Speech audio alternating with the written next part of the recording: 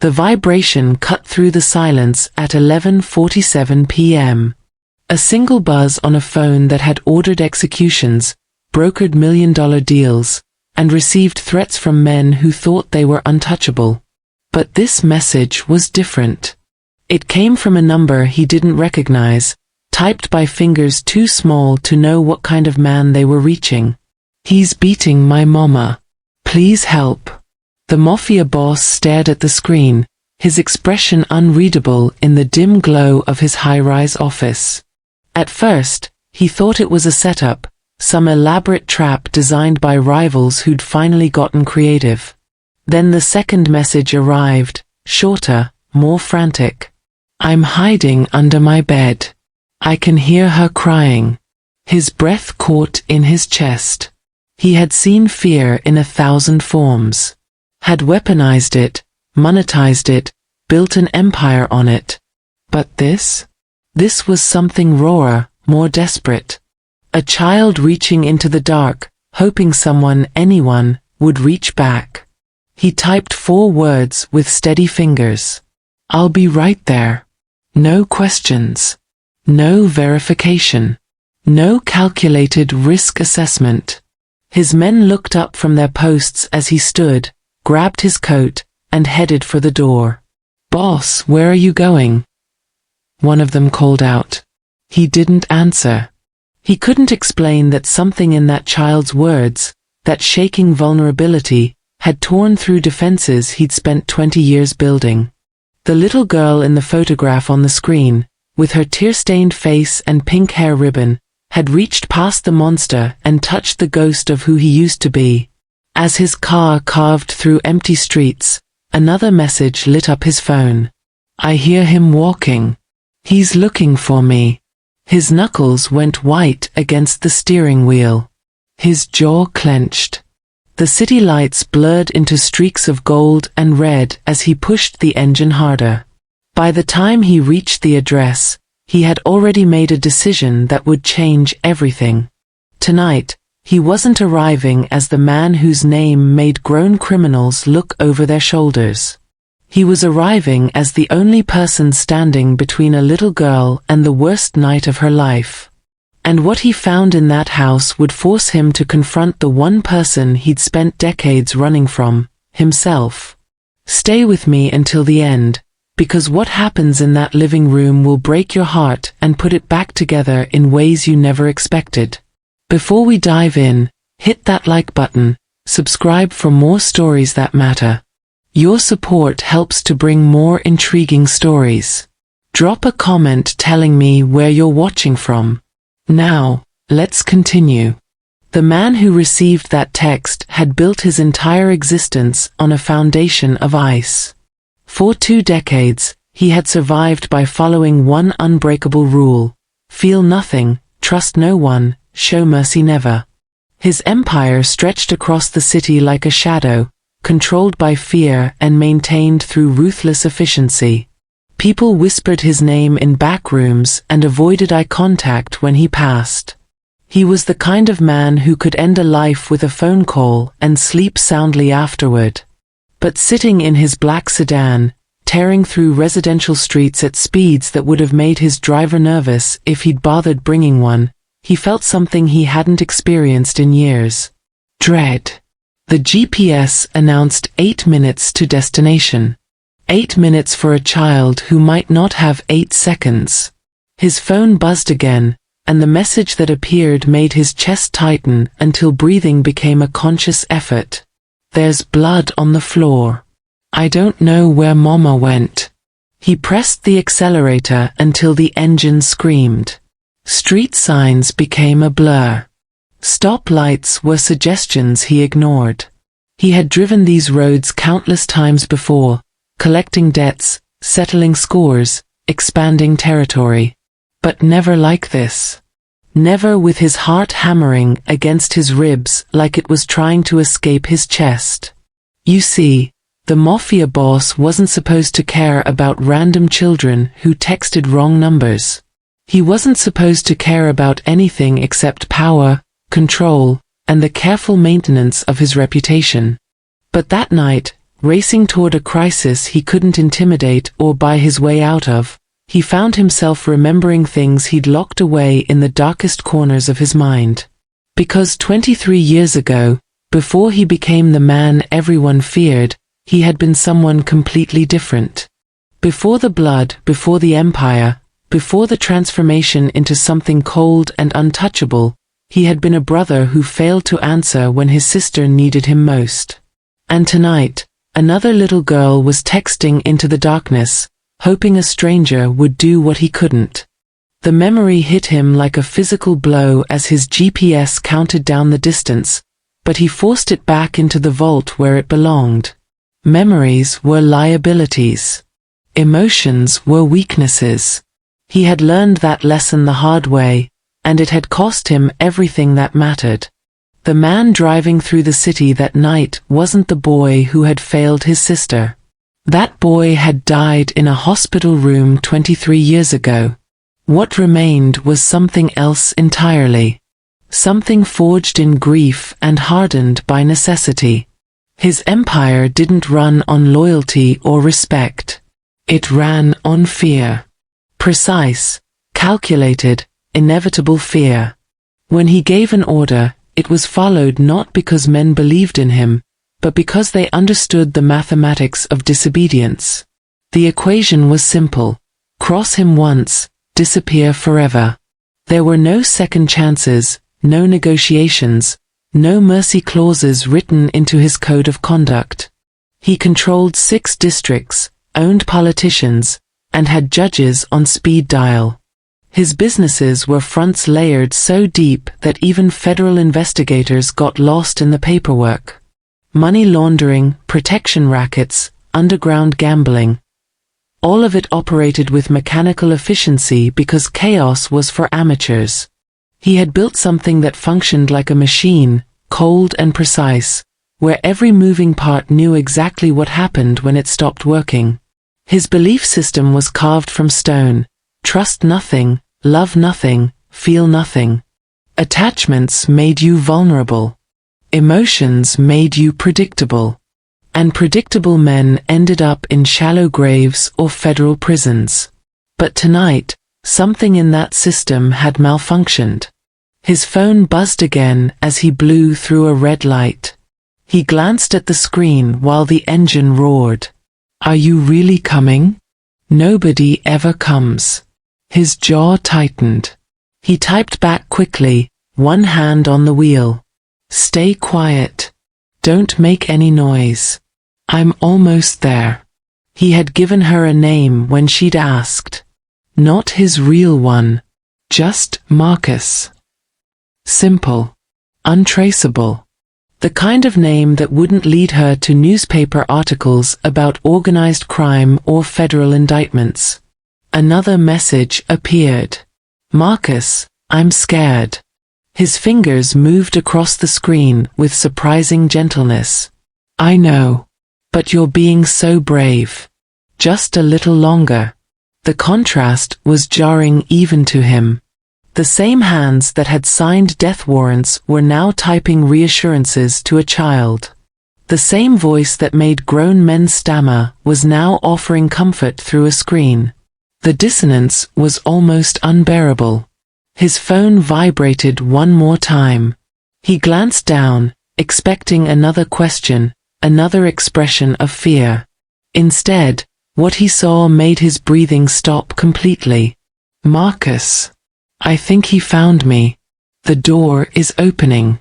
His foot slammed on the accelerator as the GPS announced 3 minutes to destination. 3 minutes might as well have been 3 hours.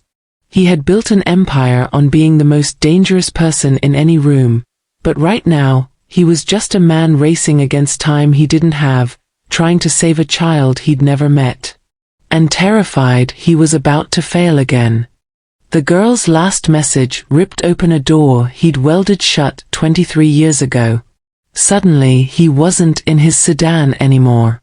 He was 17 again, standing in a cramped apartment that smelled like his mother's cooking and his sister's strawberry shampoo. Back when his name was Daniel Cross, before he became the ghost who haunted the city's underworld. They'd been poor, but they'd been whole.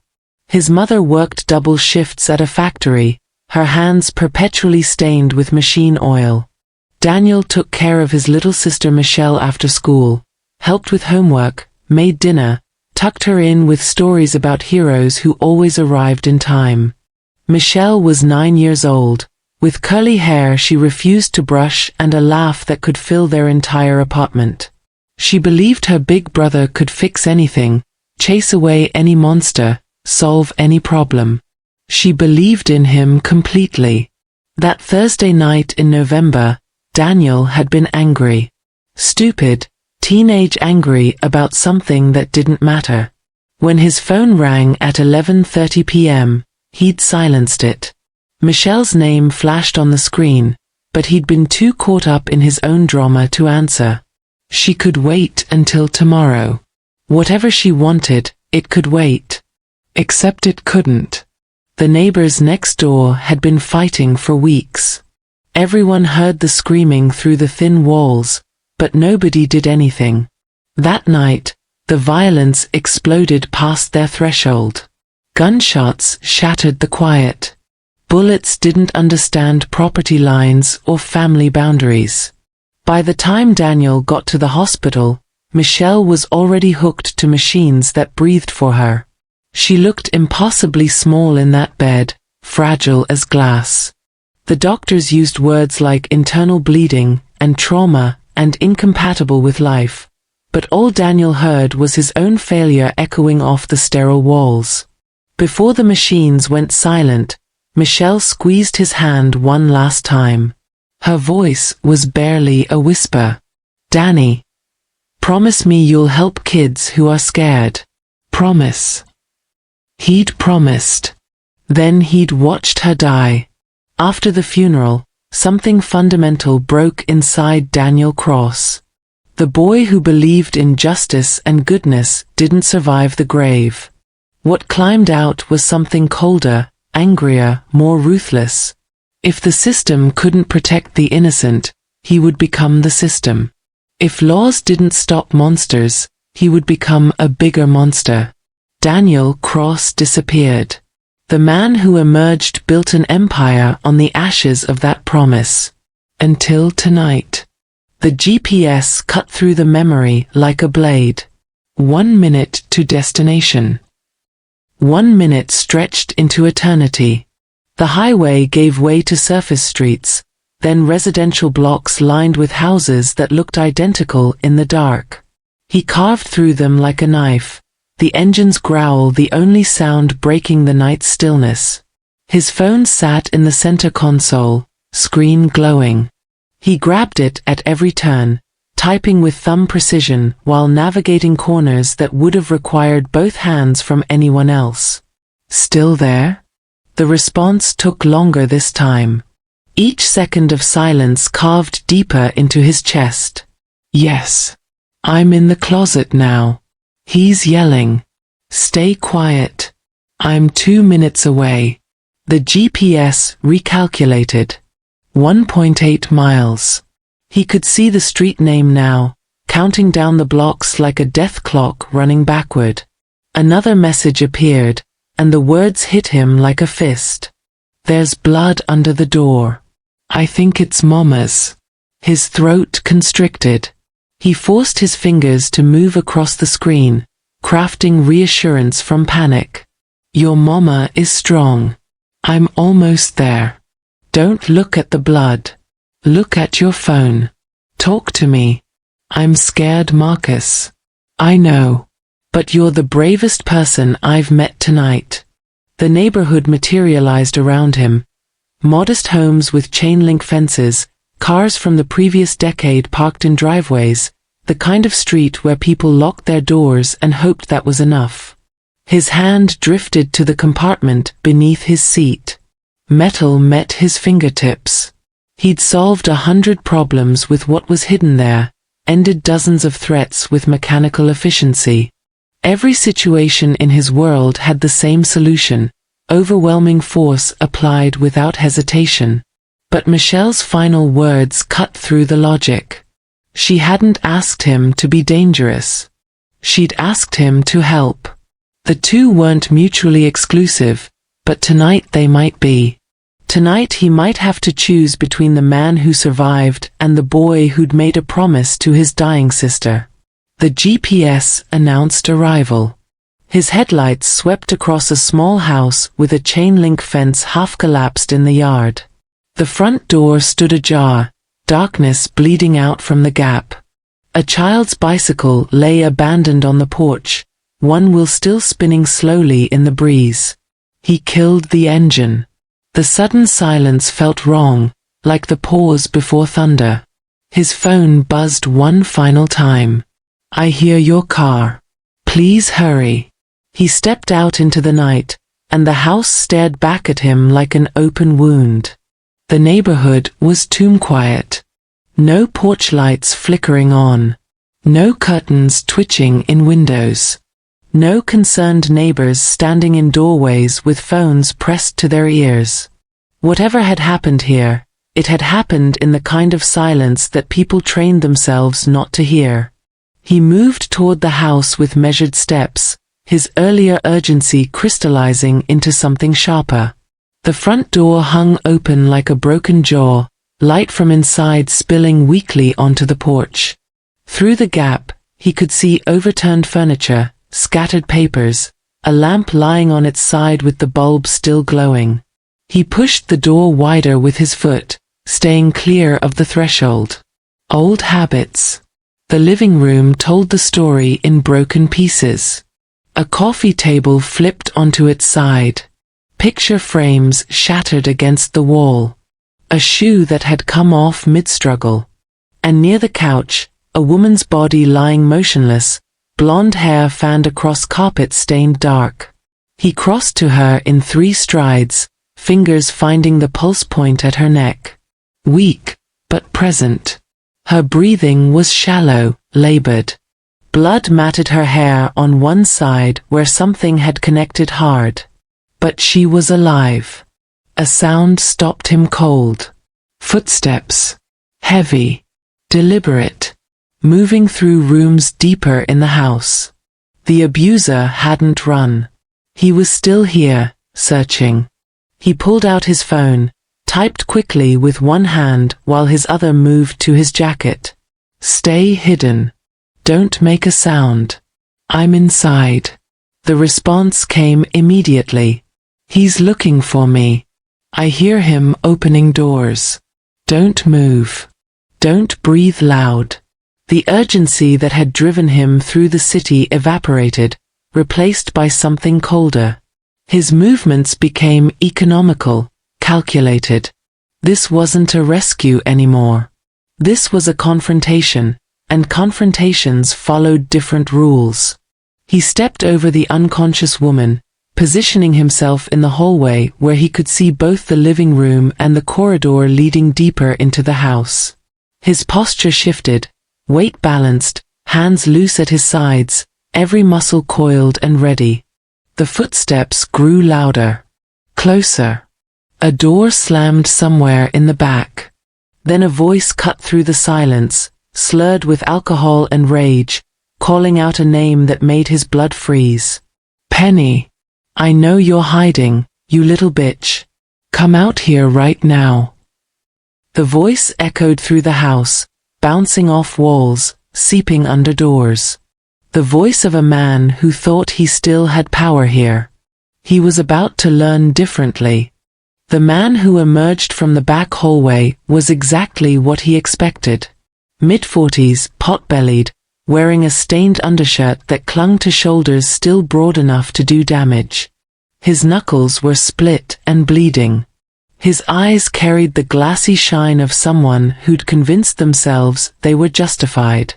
He stopped when he saw the stranger standing in his hallway. "Who the hell are you?" The Mafia boss didn't answer immediately. He simply stood there, hands loose at his sides, blocking the path to the stairs. His silence was deliberate, a void that pulled all the oxygen from the room.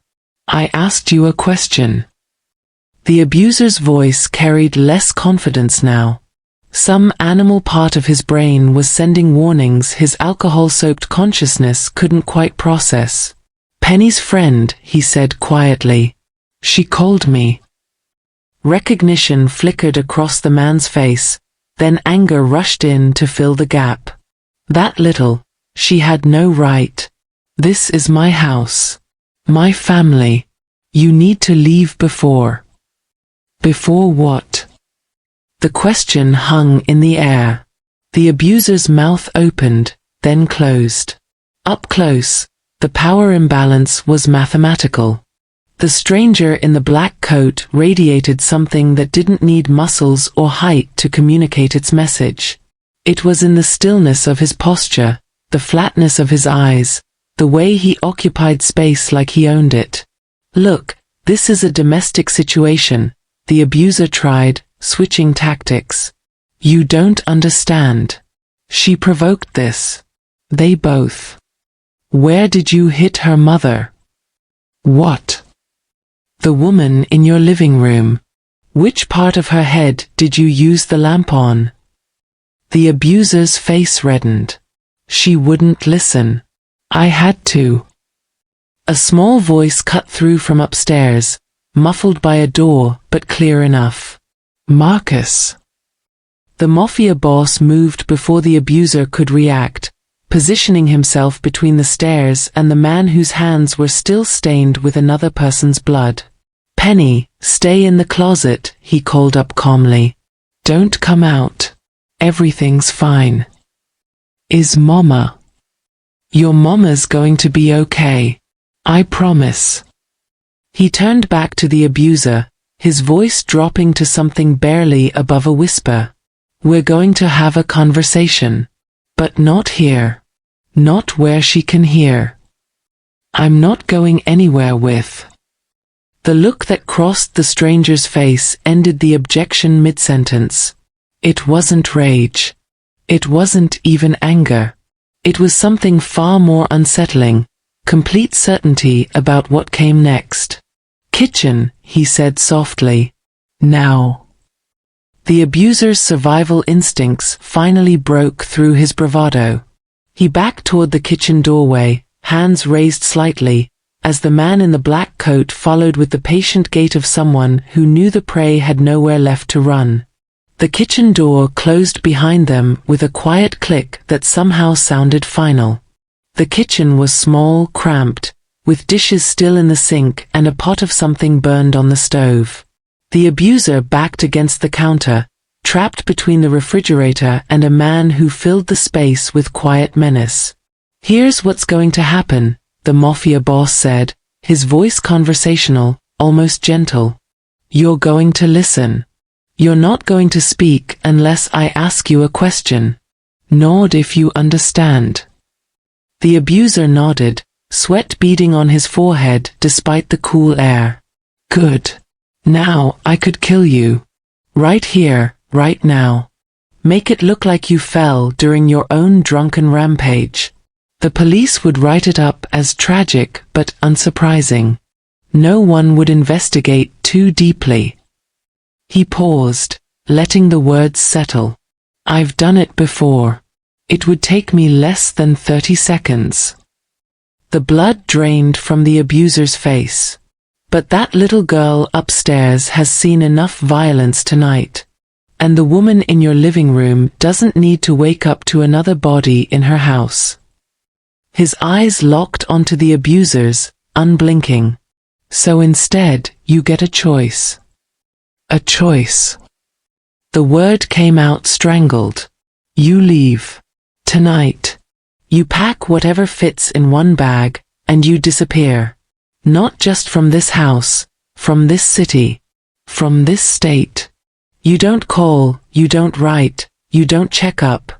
You become a ghost they never have to think about again." "But I—" "Or," he continued, voice still maddeningly calm, "you stay. You fight for custody. You drag this through courts. And I make sure that every skeleton in your closet finds its way to every judge, every social worker, every person who might give you a second chance. I bury you so deep you'll wish I'd chosen the quicker option. The abuser's hands were shaking now. Who the hell are you? Someone who keeps promises. He stepped closer, close enough that the man could smell expensive cologne mixed with something harder underneath. So what's it going to be? Disappear and live, or stay and regret every second until you don't? The transformation was absolute. The arrogance evaporated. The justifications died in his throat. What remained was a cornered animal that finally understood it was outmatched. I'll leave. Tonight. I'll go. You have 10 minutes. I'll be watching. The abuser practically ran from the kitchen, stumbling toward a back bedroom.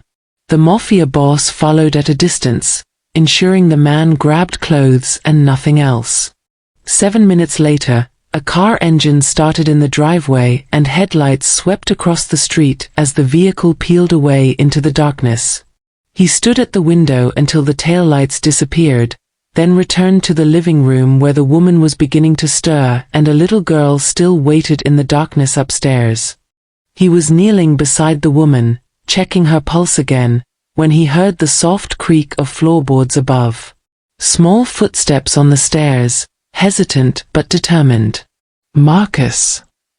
The voice was tiny, fragile as glass. He turned slowly, making himself smaller, less threatening.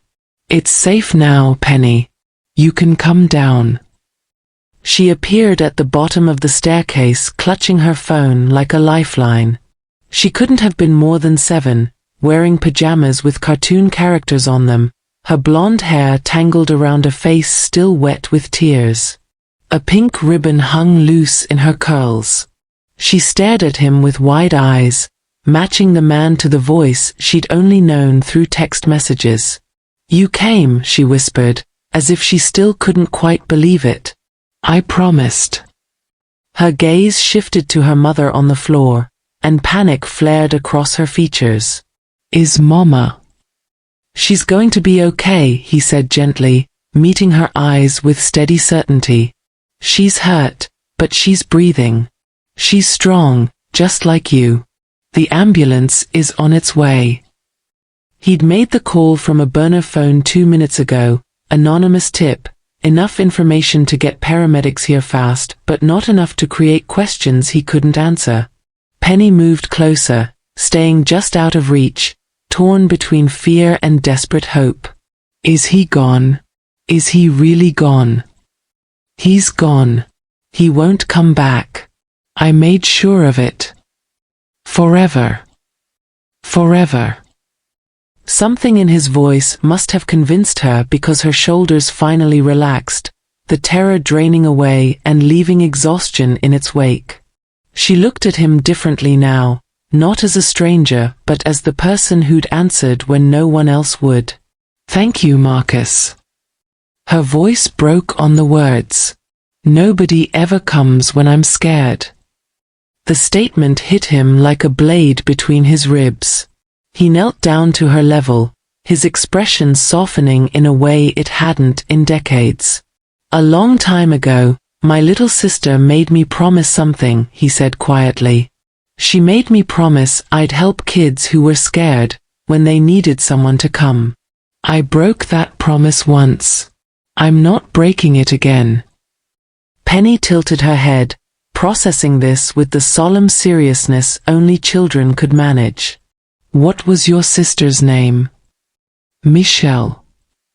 I think she'd be proud of you. The words cracked something deep inside his chest. Before he could respond, Penny stepped forward and slipped her small hand into his. They stayed like that, waiting for the sirens, two people connected by a promise kept 23 years too late. 6 months later, the apartment on the north side of the city looked nothing like the house where violence had once lived. Sunlight poured through clean windows. Plants lined the sills. The smell of baking cookies drifted from a kitchen where a woman hummed along to the radio. Penny sat at the dining table working on homework, her tongue poking out in concentration as she traced letters across lined paper.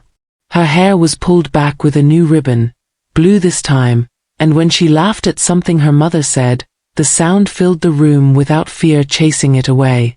The knock at the door was quiet, respectful. Penny's mother checked the peephole, then smiled.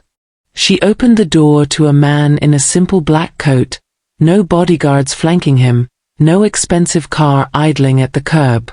Just a man keeping a promise. Marcus.